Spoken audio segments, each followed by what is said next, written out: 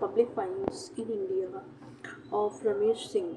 Okay, so this is the topic where we read about revenue receipts, revenue expenditures, and extra all of the things. Public finance encompasses all matters related to the management of public money, including government receipts, expenditures, borrowing, lending, and financial managements. So here we how we address it, like they are the resources of the government which acquire its own use and efficiency with utilizing these sources, such as this public finance is referred from the ancient text known as Arthashastra, where public finance covered treasury management, revenue resources, accounts, and audit details. Okay, so here one term come, that is budgeting. Budgeting entails the preparation of the annual financial statement which outline the government's income, that is revenue and expenditure. Okay, so budget is not mentioned in the constitution, but in the article 112 of the constitution mandate the presentation of the annual financial statement, which is basically known as the union budget. So, according to the data in budget, there are three sectors.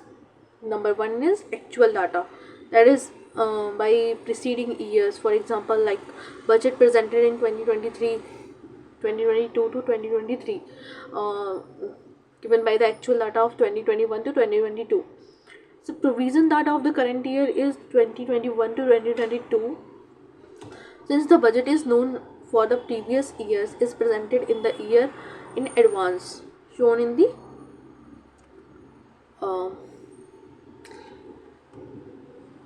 budgetary estimates is like indicating where um, you can also for example 2022 and 2023 year revised estimates. Here also we found some of the government economic literatures that has revised estimates known as the current estimation of the other budgetary estimates, provisional estimates reflecting the contemporary situations. So here we also read some of the sectors of the economy, that the primary sector uses the natural resources from the direct, like energy extraction, mining, agriculture, forestry, fishing. Secondary when secondary sectors are producing goods from the natural resources. For example, energy transformation, refining oil, producing electricity, creating more useful forms of energy. Tertiary sectors provide services including banking, health services, retail, stores, food services, and education. Developmental and non-developmental expenditures are government expenditure is divided into two categories: developmental and non-developmental expenditures. Developmental expenditures include investment in productive endeavors like new factories, infrastructure project, and transportation networks. Non-developmental expenditures are consumptive and non-productive, covering items like salaries, pensions, interest payment, subsidiaries, and defense expenses. The classification is no longer used in Indian public finance, replaced by the distinction between the plan and the non-plan expenditures. Plan expenditures are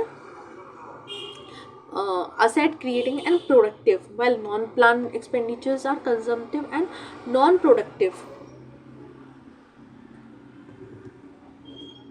Here we also see the like revenue, non-revenue receipts.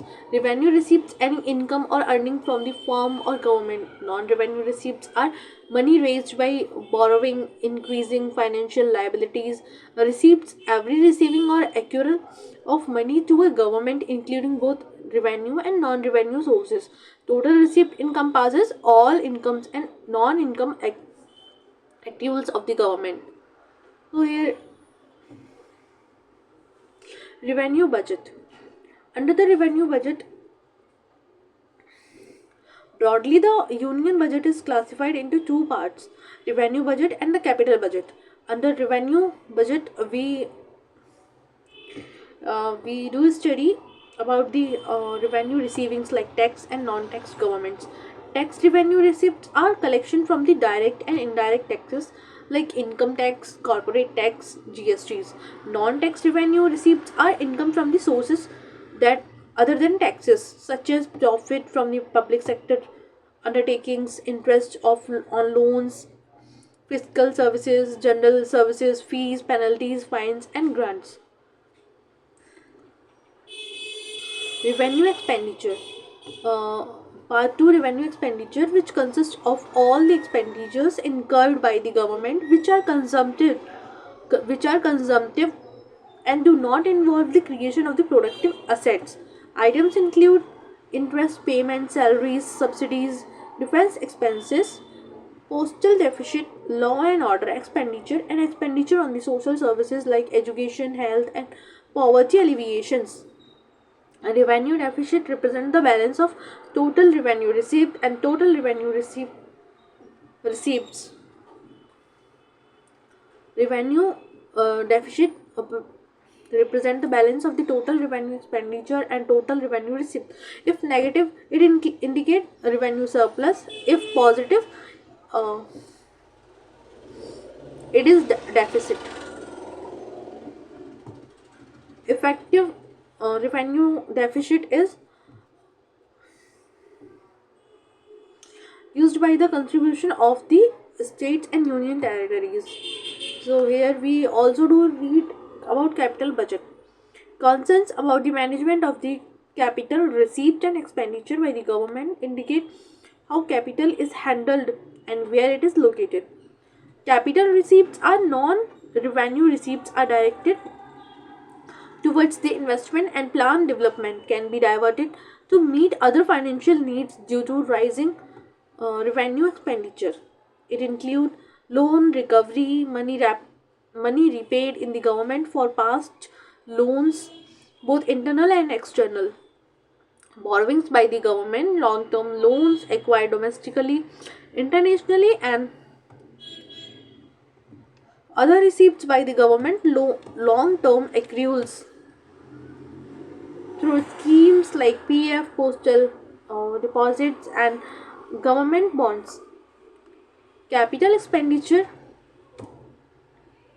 allocation of the capital by the government covering various areas such as loan distribute disbursals by the government, that is loan provided internally or externally, loan repayments of the government, loan repayment of loans comprising the capital portion, plan expenditure of the government, financing plan development and supporting state plans, capital expenditure on defense funding for the defense maintenance,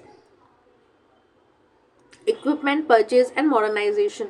So here capital deficit is the capital deficit indicates the scarcity of the capital required for the government expenditure, represents that the challenges of managing funds necessary for both revenue and capital expenditure.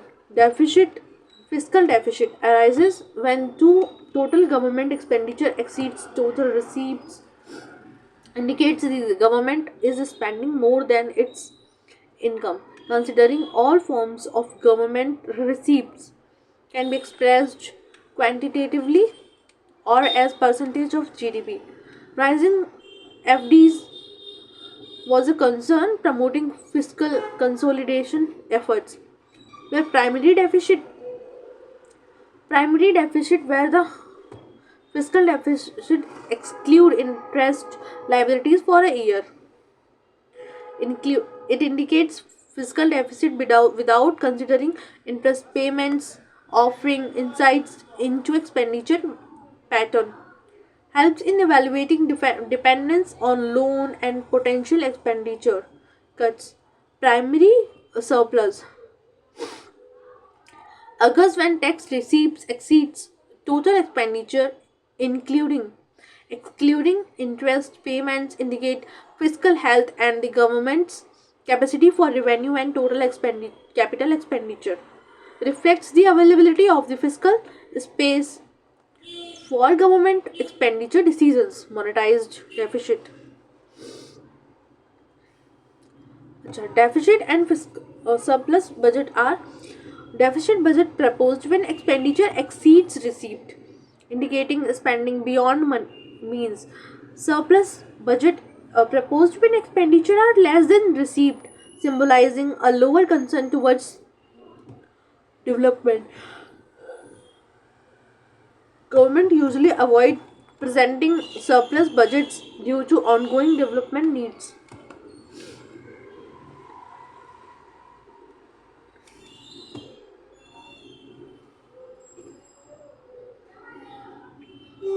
Deficit financing.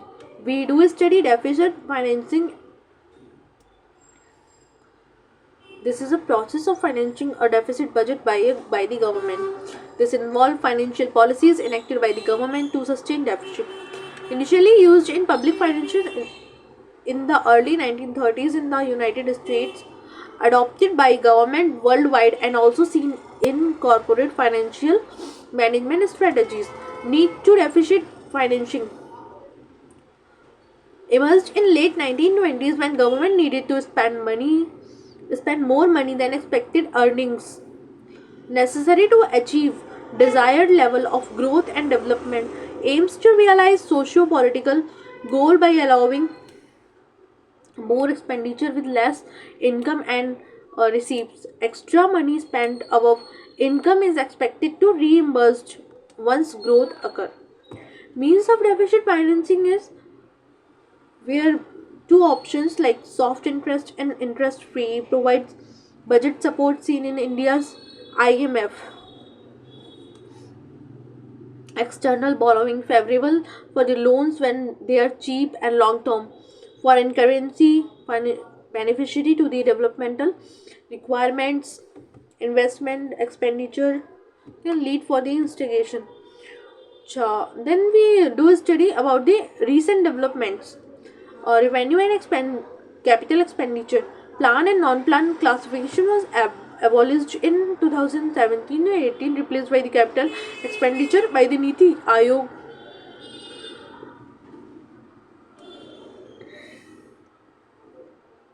So this is the total study of the public finance where we have completed.